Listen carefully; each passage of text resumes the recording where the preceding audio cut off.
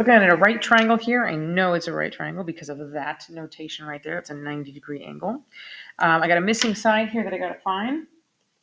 This one right here, it's one of the legs of the triangle. The legs are the two sides that make the right triangle.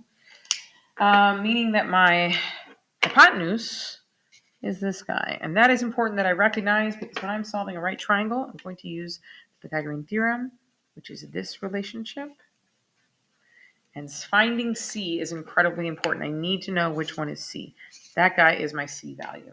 So as I plug these values into my equation, I know I'm going to have 5 square roots of 13 out here for C.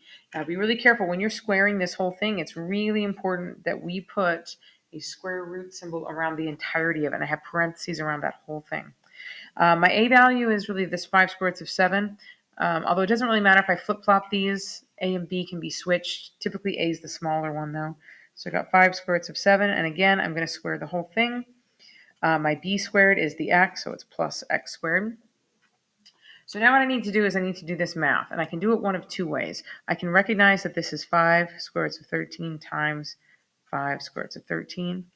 And just do the math piece by piece. 5 times 5 is 25. Square root of 13 times the square root of 13. I can put both of those numbers underneath. So I get 25 times the square root of 169, which is 25 times 13, because 169 is the square, or the square root of 169 is 13. And then at this point, I'm probably going to reach for the calculator, even though I might be able to work that out, because really it's just 13 quarters, right? It's $3.25. Now, the more of these you do, the more you need to write down less. You're just recognizing, right, that this whole thing is getting squared. So the 5 is getting squared, and that's where the 25 came from. And then what I'm doing is the square root of 13 squared. And because a square undoes a square root, that's where I came up with the 13. You can also type this directly into the calculator exactly as you see it, although keep in mind calculators are going to force parentheses around whatever's underneath. So when you type it in, you're going to have parentheses 5 square root. See the parentheses start there no matter what. I need to close both sets before I square it, and I get 325. I'm going to bring the rest down here, so I'm going to get x squared. I'll just go ahead and type this guy into the calculator, so it's going to be parentheses 5 square root of 7. Close both sets of parentheses and square it, and I get 175. So at this point in my equation, I'm at 175 equals x squared. I'll subtract 175 from both sides. And I can do that math in my head or make the calculator do it.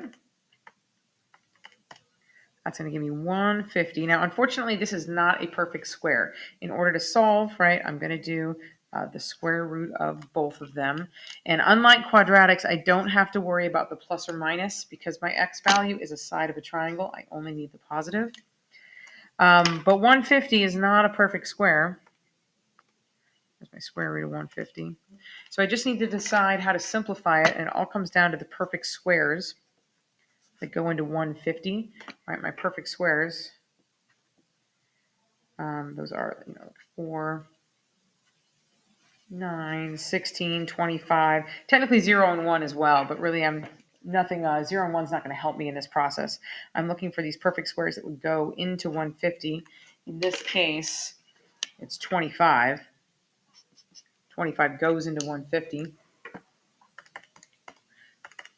Goes in there 6 times evenly, so I can rewrite 150 as 25 times 6. Use my rules for square roots. Each of those can be squared individually. The square root of 25 is a whole number.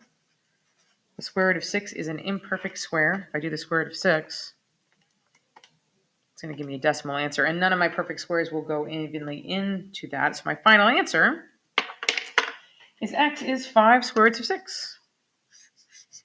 Which, by the way, is the same answer as the square root of 50. They do equal each other. It's just this is simplified. Look, here is the square root of 150 in the calculator. It's about 12.2. And if I do 5 times the square root of 6, it's the exact same decimal equivalent. This is just simplified. Okay, hope that's helpful. Message me anytime with questions.